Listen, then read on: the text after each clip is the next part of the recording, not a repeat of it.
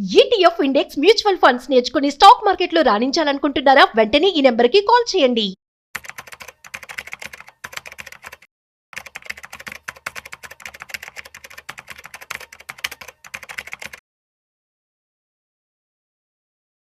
చాలామంది ఇప్పటికీ అడుగుతూ ఉంటారు, నాకు 30,000 శాలరీ వస్తుంది, నాకు 25,000 శాలరీ వస్తుంది, 50,000 వస్తుంది, ₹1,00,000 వస్తుంది, కానీ నేను ఎంత % ఆఫ్ పెట్టుబడిని నేను పెట్టుకోవాల్సి ఉంటుంది? అసలు మ్యూచువల్ ఫండ్స్లో కావచ్చు, ఇన్వెస్ట్మెంట్స్ వైజ్ కావచ్చు, సేవింగ్స్ కావచ్చు, ఎంత పర్సంటేజ్ నేను సేవ్ చేయాలని చెప్పి రెగ్యులర్గా అడుగుతూ ఉంటారు కదా. సో మీకు కూడా ఈ డౌట్ వచ్చే ఉంటుంది. అయితే ఎంత % మనం ఖచ్చితంగా ఇన్వెస్ట్మెంట్ చేసుకోవాల్సి ఉంటుంది? దీనికి సంబంధించి పూర్తి సమాచారం ఇవాళ మనం తెలుసుకోబోతున్నాం. సో వీడియోని మిస్ అవ్వకుండా ఎండ్ వరకు చూసేయండి.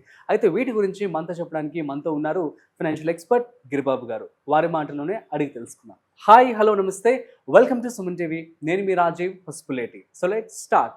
హాయ్ సార్, నమస్తే. నమస్తే అండి. సార్, ఈ క్వశ్చన్ మనం రెగ్యులర్గా వింటూ ఉంటాం.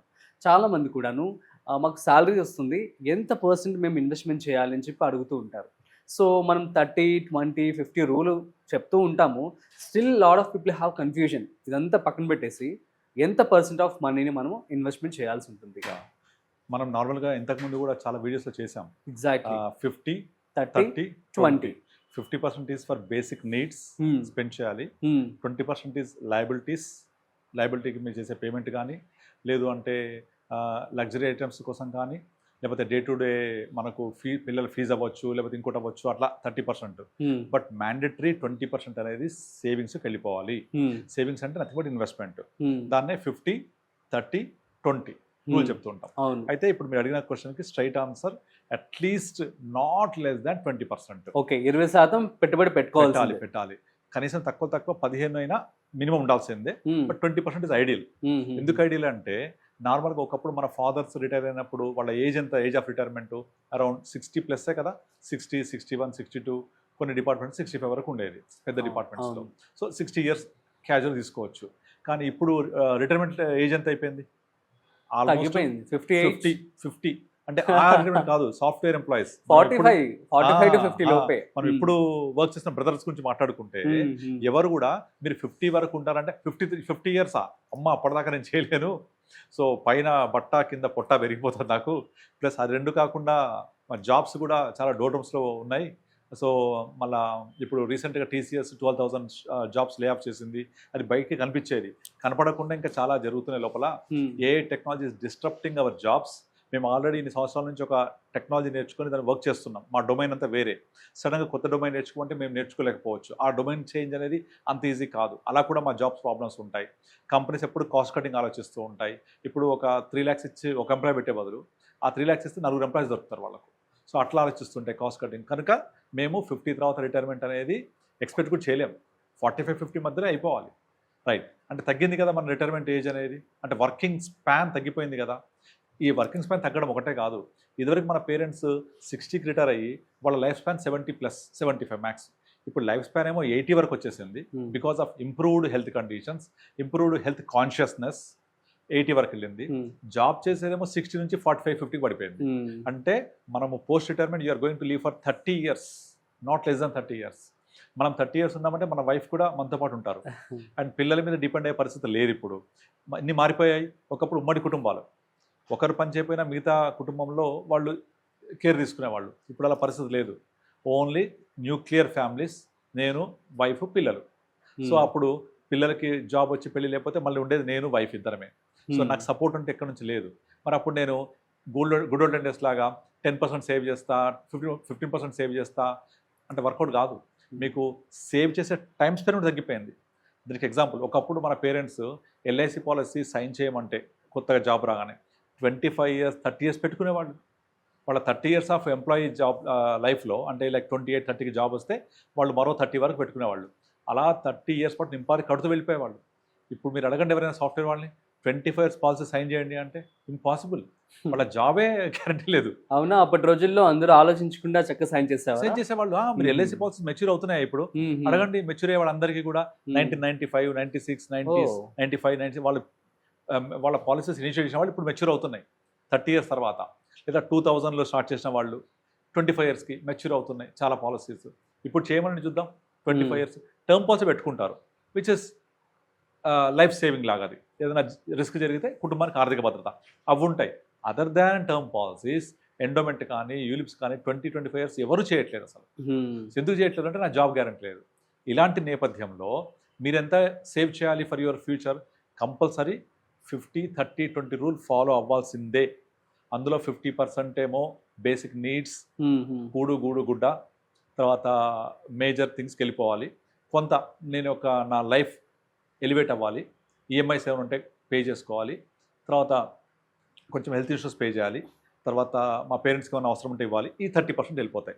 రిమైనింగ్ 20% చేయాలి. ఈ 20%కి క్వశ్చన్ ఎక్కడ వస్తుందంటే, ఇప్పుడు యంగ్స్టర్స్ అడగండి, మీరు 20% సేవ్ చేయండి అంటే నాకు వచ్చే శాలరీ సరిపోవట్లేదు, నా గ్యాడ్జెట్స్కి ఈఎంఐ, అదే పోగానే బైక్ కొనుక్కోవాలి, అదే కార్ కొనుక్కోవాలి, ఈఎంఐలు కడుతూ ఉండాలి. మీరు సేవ్ చేయండి నేను ఏమంటారు సార్ వాళ్ళు, నేను ఇప్పుడు ఎంజాయ్ చేయకపోతే 50లో ఎప్పుడే ఎలా ఎంజాయ్ చేయగలను? సో ఇప్పుడు నేను బిర్యానీ తినగలను. బిర్యానీ నాకు నువ్వు వచ్చి 50 సంవత్సరాలు బిర్యానీ పెడతానంటే తింటేనేమో బీపీ, తినకపోతే డయాబెటిక్, ఆయాసం, తినకపోతే ఆయాసం, ఫాస్ట్ నడుస్తే ఆయాసం, కాళ్ళ నొప్పులు. అప్పుడు ఎంజాయ్ చేయగలిగింది నేను కాదు. నేను ఇప్పుడు ఎంజాయ్ చేయాలి కనుక స్పెండ్ చేయాలి ఎక్కువ. Right, now the question comes. So వాళ్ళు చెప్పేది కరెక్టే అది. సో నేను ఇప్పుడు ఎంజాయ్ చేయకపోతే అప్పుడైతే ఎంజాయ్ చేయగలను. అందుకే మీరు ఫ్రైడే నాడు కనుక బంజారాస్లో జూబ్లీహిల్స్ వెళ్ళండి, పబ్స్ దగ్గరికి, you will see traffic jam. Literally Friday night, Saturday night, literally traffic jam, spending money. So వాళ్ళకి క్లియర్ అని చెప్పేది ఏంటంటే, మీరు ఇవాళ ఎంజాయ్ చేయండి, డెఫినెట్ చేయాలి. So you spend 80% for that. కావాలంటే మీ బేసిక్ నీడ్స్ కొంచెం తగ్గించుకోండి, ఆ 50-30లో కొద్దిగా అడ్జస్ట్ చేసుకొని 20% సేవ్ చేయకపోతే ఇక్కడ సేవింగ్ చేసే టైం తగ్గిపోయింది కదా. మీ జాబ్ వచ్చే ఏజ్ అప్పటికి 28, 25, 27, 28, 30 వస్తుంది. పెళ్లి చేసుకొని ఇమీడియట్ చేయలేం. పిల్లలు వాళ్ళ బేసిక్ నీడ్స్ అయిపోయేసరికి మీరు కొంచెం సెటిల్ అయ్యేసరికి 35 అయిపోద్ది. 35 నుంచి మీరు మహా అయితే 15 years ఉంటారు మీకు. ఒకప్పుడు 25 ఉండేది. 25 వరకు స్టూడెంట్, కెరియర్ సెట్, 25 జాబ్ వస్తే మీకు 25 నుంచి 50-55 దాకా ఉద్యోగంలో సేవ్ చేసుకుంటూ వెళ్ళేవాళ్ళు, ఈవెన్ 60 దాకా కూడా. అక్కడ గ్యాప్ ఎక్కువ ఉంది కదా, 30-35 years సేవింగ్ టైం ఉండేది. సో ఎనార్మస్ వెల్త్ క్రియేట్ అయ్యేది. ఇప్పుడు 35లో స్టార్ట్ చేసేవాళ్ళు, అట్లీస్ట్ 30లో స్టార్ట్ చేసేవాళ్ళు, 20% లేకపోతే మీకు ఆ కార్పస్ క్రియేట్ అవ్వదు. మీరు ఇవాళ గురించి మాట్లాడుతున్నారు కదా, నేను ఇవాళ ఎంజాయ్ చేయాలి, గ్యాడ్జెట్స్ కొనుక్కోవాలి, నేను టైం స్పెండ్ చేయాలి, నాకు తిరగాలి, నేను వెకేషన్, నాకు ఇవన్నీ చెప్తుంటారు కదా. ఓకే, ఎంజాయ్ చేశారు ఇవాళ. What about tomorrow? రేపు వస్తుంది కదా, ఖచ్చితంగా వస్తుంది కదా రేపు. మరి వచ్చినప్పుడు మీకు ఎవరు హెల్ప్ చేస్తారు? ఆ స్పృహ ఉండాలి కంపల్సరీ. ఆ స్పృహ ఉంటేనే రేపు అనేది వస్తుంది కాబట్టి, గ్యారంటీగా వస్తుంది కాబట్టి, రేపటి కోసం కూడా ప్లాన్ మస్ట్ అండ్ షుడ్గా చేయాల్సిందే. చేయకపోతే కుదరదు. అందుకనే ఈ 20% నేను చెప్పింది. Now next comes into picture. ఎక్కడ పెట్టాలి 20%? దీన్ని మీరు ఏ సేవింగ్స్ పెట్టాలి, ఎన్ని రోజులకి ఒక కోట్ అవుతాయి, అది కూడా చెప్తాను. ఇప్పుడు నార్మల్గా మీరు ఏ సేవింగ్స్ డిపాజిట్లోనో లేకపోతే ఎఫ్డి చేస్తే కాదు. ఎవరు కూడా ప్రపంచంలో ఎఫ్డి చేసి రిచ్ కారు, ఇన్వెస్ట్ చేస్తే రిచ్ అవుతారు. సో ఇన్వెస్ట్ చేస్తే నాకు ఎంత రిటర్న్ రావాలి? మళ్ళీ ఇక్కడ ప్రాబ్లం వస్తుంది. వాళ్ళకు టైమ్ ఆఫ్ ఇన్వెస్ట్మెంట్ తగ్గిపోయింది కదా, లైక్ 15 years, రిచ్ కావాలి. అందుకే హై రిస్క్ తీసుకుంటారు. మనం లాస్ట్ టైం ఒక వీడియోలో చెప్పాము. ఇప్పుడు నార్మల్గా ఇప్పుడున్న యూత్ అంతా కూడా డ్రీమ్ లెవెన్లో 26 crores, 28 crores దగ్గర అకౌంట్స్ ఓపెన్ చేశారు విత్ ఇన్ లాస్ట్ 5-6 yearsలోనే. 28 crores అంటే మామూలు విషయం కాదు అది. నెక్స్ట్ క్రిప్టో కరెన్సీ 15 కోట్ల అకౌంట్లు, demat accounts 20 crores. Whereas mutual funds వచ్చేప్పటికి గ్యారంటీ డబ్బులు ఇస్తాయి, 5 crores కూడా లేవు. డ్రీమ్ 11లో CEO చెప్తున్నాడు 99% పీపుల్ లూజ్ మనీ, మినిమం 10,000 ఎక్కువ లూజ్ అవుతారని. అండ్ సెబీ చెప్తుంది 92% of people are losing in trading అని కదా. అండ్ క్రిప్టో కరెన్సీ డబ్బులే రావు, అందులో ఎక్కువ పెట్టేస్తారు. ఎందుకంటే నాకు టైం తక్కువ ఉంది. టైం తక్కువ ఉండడం వల్ల నేను ఫాస్ట్గా వెళ్ళాలి కాబట్టి నేను 20% కాదు 15% పెట్టా, నా డబ్బులు రిటర్న్ ఎక్కువ రావాలి.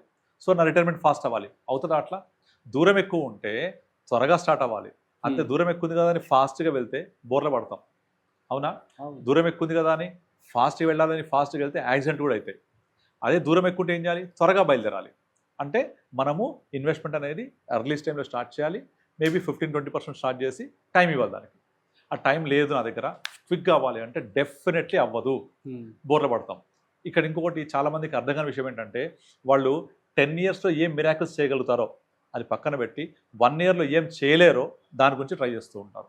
ఐ రిపీట్, 10 yearsలో మిరాకిల్స్ చేయొచ్చు, కానీ అది వదిలేసి 1 yearలో ఏం చేయలేరో ట్రై చేస్తుంటారు. అందుకని డ్రీమ్ 11, ఈ ట్రేడింగ్, తర్వాత క్రిప్టో కరెన్సీ ఇలాంటివి ట్రై చేస్తారు. మీరు కేరళ వెళ్ళండి, విపరీతంగా లాటరీస్ కొంటూ ఉంటారు.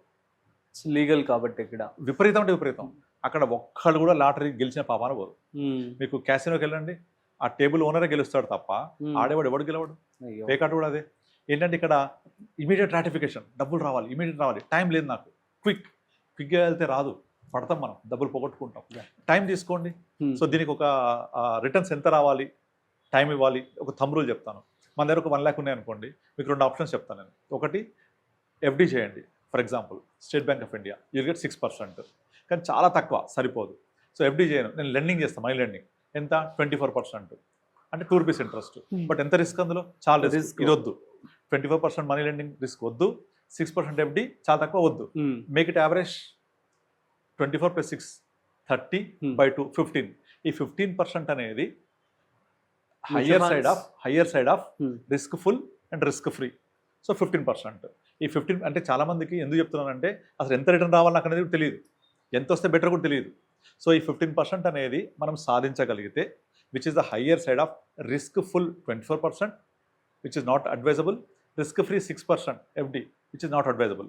Average is 15% of this 24 + 6 30 by 15. ఈ 15% వస్తే higher side of risk full and risk free. ఒక పక్క బ్యాంక్ ఎఫ్డి 6%. అట్లీస్ట్ బ్యాంక్ దాటి మనం బయటకు వస్తున్నాం కాబట్టి Hmm. కనీసం బ్యాంక్ అంటే డబల్ రావాలి. ఓకే. ఎందుకంటే మీకు ఏది చేసినా సరే బ్యాంకు వెళ్ళి ఎఫ్డి చేయడం చాలా ఈజీ. 6 ఎలాగూ ఇస్తున్నాడు కనుక నేను అది దాటి బయటకు వస్తే నాకు కనీసం 12 రావాలి, అంటే Hmm. Double than the bank FD, which is 12%. So 12 15 higher side వచ్చింది అంటే ఈ between 12-15 it's a miracle wonderful investment. ఎందుకు? రూల్ 15 మనం చాలాసార్లు చెప్తూ ఉంటాం. If invest 15,000 15 years 15%, exactly will give you 1 crore. So ప్రతి ఒక్కళ్ళు 35లో స్టార్ట్ చేసినా 50 years వరకల్లా 1 crore రిటైర్ అయిపోవచ్చు. కానీ సరిపోద్దా 1 crore? సరిపోదు. దానికి సొల్యూషన్ ఏంటి? Step up. ఓకే. సో 15తో స్టార్ట్ చేసి నెక్స్ట్ ఇయర్ 17,000 20,000 25,000 పెంచుకుంటూ పోవాలి, స్టెప్ అప్ చేసుకుంటూ వెళ్ళాలి. Hmm. That can be 10% or 15%, whatever the feasible thing. చేసుకుంటూ పోతే 1 crore కాదు, ఒక 3 crores వస్తాయి. ఓకే. అండ్ ఇంకా మీరు ఎర్లీగా స్టార్ట్ చేశారు, ఎర్లీగా స్టార్ట్ చేసి Hmm. ఇన్స్టెడ్ ఆఫ్ 15 years మీరు సేమ్ 15,000ని 30 years తీసుకెళ్ళారనుకోండి, Hmm. You will retire at 10.5 crore. Okay. చూసారా టైం ఇస్తే ఎంత అడ్వాంటేజ్ అవుతుందో. ఇక్కడ పర్సంటేజ్ మీరు చెప్పారు కదా ఎంత చేస్తే బెటర్ అని. ఈ 20% of salary or 15% of salary time ఇవ్వడం వల్ల Hmm. Create wonders. Yes. ఆ టైం ఇవ్వకుండా 20% పెట్టకుండా తక్కువ పెట్టి తొందరగా రావాలంటే అన్ని విధాలుగా నష్టమే.